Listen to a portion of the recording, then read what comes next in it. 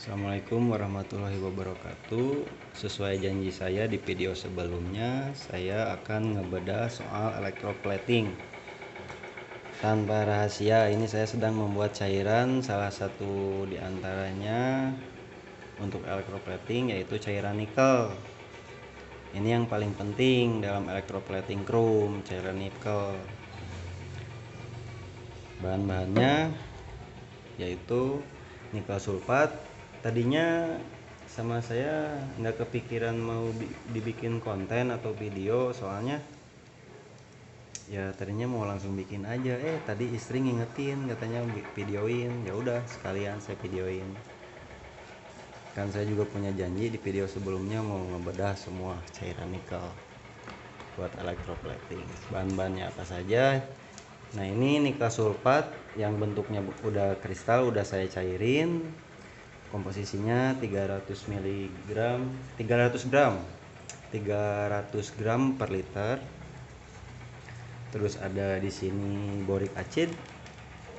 Ini komposisinya saya kasih 50 gram per liter lah, 45 sampai 50 gram per liter. Nah, ini nikel klorid. Ini komposisinya 60 sampai 65 gram per liter.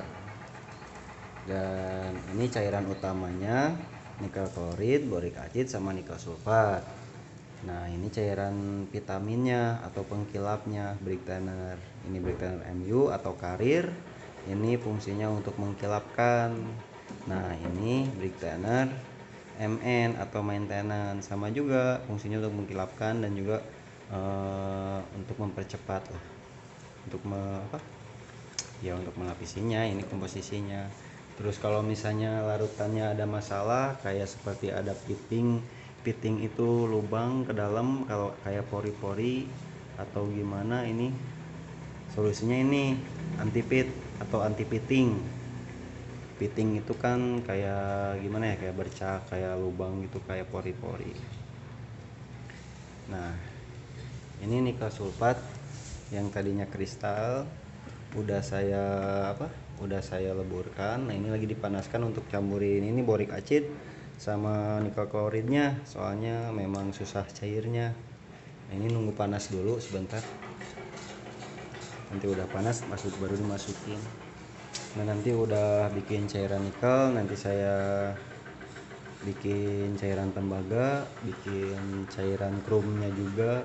Nah, ini kenapa saya bikin cairan nikel lagi, kan udah ada cairan nikel, kenapa bikin lagi cairan nikel? Yang kemarin itu mau nambah, tadinya kan saya bikin 100 liter ya.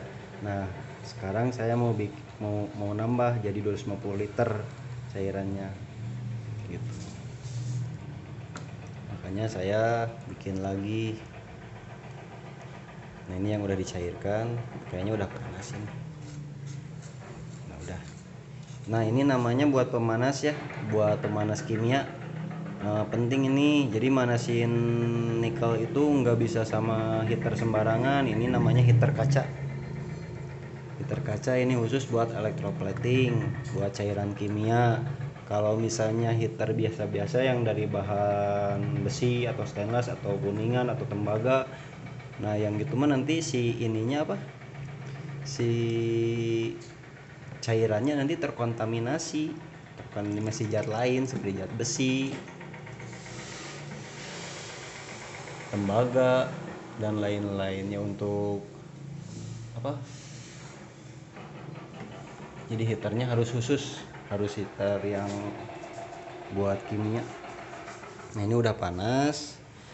Nah, kita masukin ini nikel sulfat. Sekali lagi ya, ini nikel sulfat 300 gram per liter. Nah, ini nikel klorid 60 sampai 65 gram per liter. Nih, kita masukin ya. Nikel kloridnya kita masukin. Kita aduk sampai larut semua. Jangan langsung dimasukin boric acid ya, soalnya ini boric acid nanti terakhir aja buat mempertahankan pH-nya. Nah, nanti kita tes pH juga ya. mempertahankan pH-nya. Nih kayaknya udah ini ya, nanti borik acid mah nanti terakhir aja. Niklokoridnya udah, ya udahlah biar singkat waktunya, biar nanti diaduknya bareng ya. Nah kita sekarang masukin ini briktannernya, briktanner MU.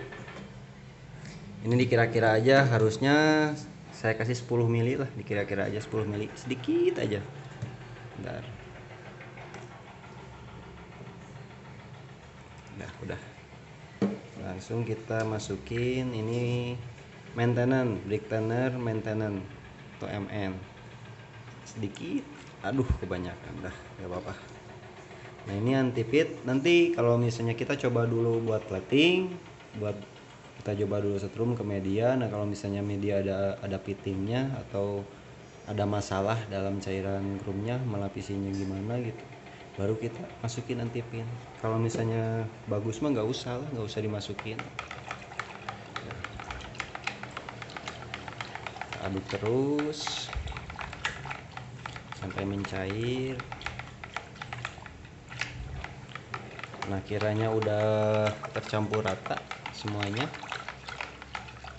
baru kita masukkan boriknya, borik acid atau borak, atau bisa dibilang pijer.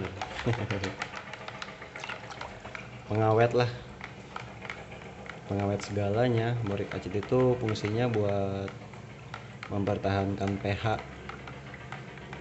Nah, sekarang kita tes pH.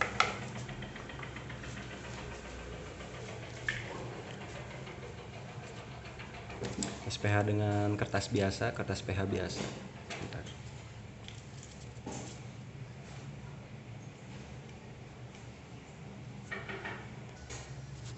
Nah ini kertas pH-nya, kita celup. Ini tadi ada kebasahan tuh tangan saya ini. Dalam suhu larutan pH, pH 3 ya. Idealnya ini pH 2 ke 3. Idealnya ini pH adalah 4, 4,2, 4,5. Ya pH 4 menuju ke 5 aja warnanya. Warna pH-nya 4 ke 5. Kalau misalnya pH digital ya 4 lebih lah pH-nya. Nah ini terlalu asam. Ini kan terlalu asam. Soalnya tadi saya campurannya 300 mg per liter. Kalau misalnya pH-nya pengen stabil harusnya 250 mg, 250 gram per liter harusnya. Nitrat sulfatnya ini terlalu asam. Jadi gimana nih? Kan ini pH-nya 2 ke 3, harusnya 3 ke 4, jauh kan lumayan. Gimana cara menaikkannya? Nah, kita bisa pakai ini teman-teman buat menaikkan pH. Soda api larutin dalam air, langsung campurin ke sini 50 mili aja cukup buat naikin pH. Tapi nanti ini saya buat masukin soda apinya nanti aja ke bak gede, biar nanti rata semuanya pH-nya. pH-nya ini 2 ke 3, harusnya 4 ke 5. Nanti pas di bak gede nanti kita nanti kita ukur lagi pH-nya. Nah, nanti pH-nya udah 4, pH-nya udah stabil, udah 4, baru kita campurin borik acidnya. Borik acidnya kita campurin, jangan sekarang, nanti kalau misalnya pH-nya udah 4, atau kita masukin aja bentar ya, formalitas aja ini buat kira-kira ini sama borik acid pH-nya bakal naik enggak, sedikit aja. Nah segitu aja, kita cobain ya. Ini borik acid ini susah larut, jadi harus ngaduknya harus benar-benar. Ini harusnya agitasinya pakai blower atau gelembung kalau di bak gede. Ya ini karena di wadah, kita aduk seperti biasa aja. Oke. gini aja. Udah teman-teman ngerti kan? Kalau misalnya ada yang mau ditanyain soal larutan, ya teman-teman komen aja lah. Teman-teman mau bikin larutan apa,